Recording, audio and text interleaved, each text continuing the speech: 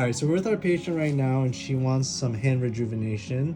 And so today we're going to be injecting Radiesse, which is a biostimulator. It's not quite a filler. It's not hyaluronic acid. Rather, it's a calcium-based biostimulator that not only gives a filler-like appearance, but it also helps provide collagen and recruits collagen into the area. We're going to start with the procedure by cleaning the hand with alcohol swabs. This is local anesthesia, just some lidocaine, and this is going to help for getting the access into the area of injection. And I like to go between the web spaces of the fingers so that it's evenly distributed, and it also helps provide with the right plane of injection, which is right underneath the skin.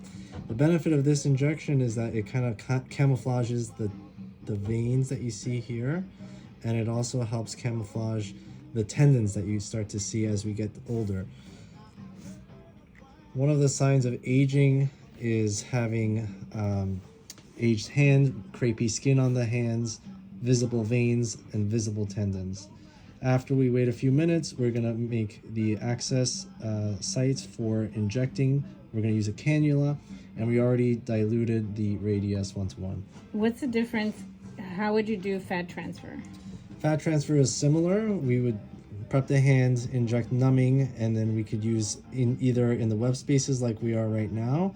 Alternatively, you could do a single site and fan it in all different directions at this part of the back of your hands. Do you find the aesthetic is better, whether it's posterior or? You mean proximal versus? Proximal versus distal. Not necessarily, because you can still fan it in all different directions. In this way, there's more pokes, so it might be a little bit more discomfort for just those pinpricks. How much fat would you put in?